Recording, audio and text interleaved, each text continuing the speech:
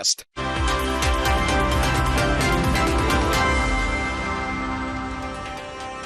Saudara pelatih Timnas Patrick Kluivert menyatakan kesiapan Timnas menghadapi Arab Saudi dalam laga penentu lolos ke Piala Dunia.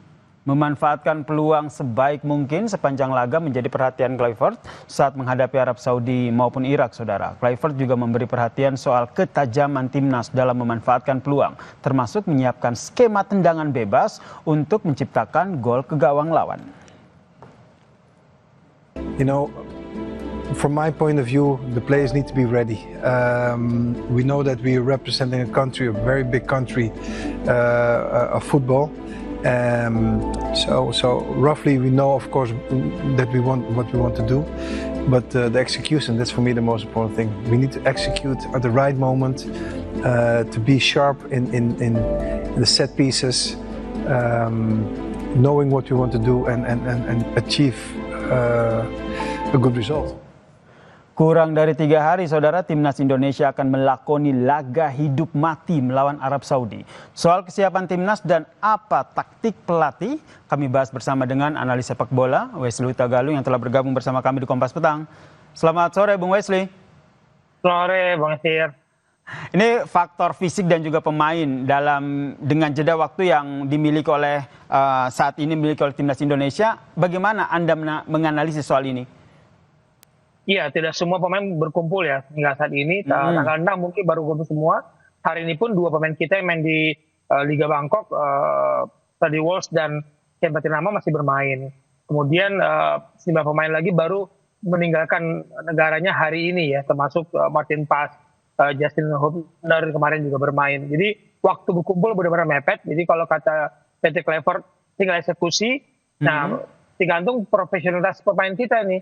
Karena waktu berkumpul membangun chemistry tidak ada. Kembali ke profesionalitas pemain semua. Bagaimana mereka saling mengerti tactical game yang disiapkan, kebiasaan teman-temannya sudah nggak ada waktu lagi. Jadi mereka sudah harus menunjukkan profesionalitas mereka. Karena itulah resiko kita mengambil banyak pemain yang berkompetisi di berbagai negara. Mau tidak mau harus siap ya, karena ini laga hidup mati begitu melawan Arab Saudi.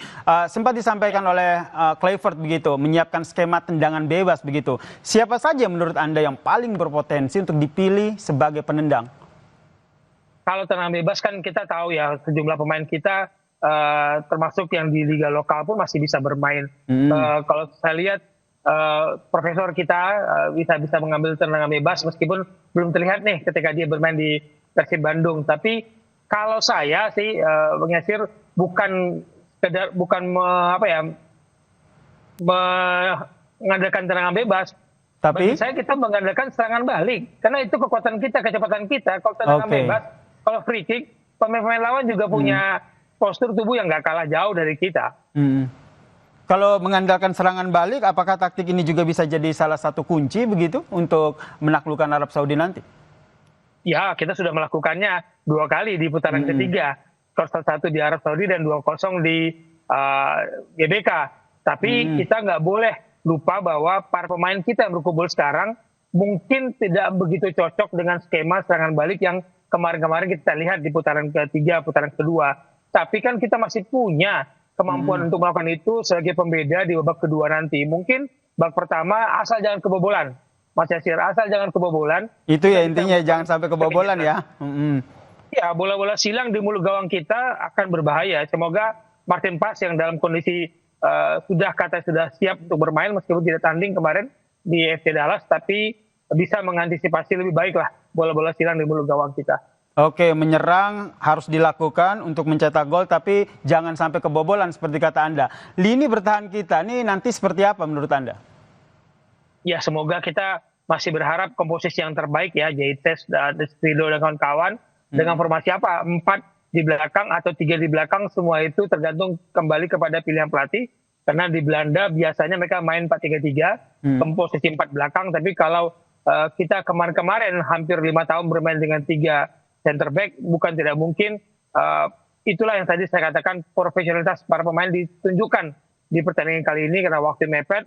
Kalaupun skemanya berganti, komposisi berganti, mereka tidak boleh dijadikan alasan bahwa nanti hasilnya tidak baik. Karena aspek teknis dan non-teknis ini sangat mempengaruhi Mas Hasir. Ini non teknis juga siap-siap saja berpengaruh kepada situasi di lapangan nanti. Oke, tentu saja kita harapkan Indonesia bisa menaklukkan Arab Saudi ya di laga hidup mati ini ya. Amin. Doa kita bersama, doa seluruh rakyat Indonesia. Terima kasih analis sepak bola Bung Weslu Tagalung telah berbagi perspektifnya di Kompas Petang. Salam sehat.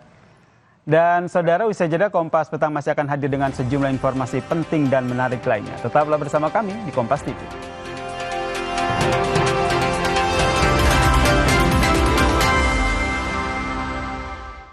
Lambung apa umpan terobosan yang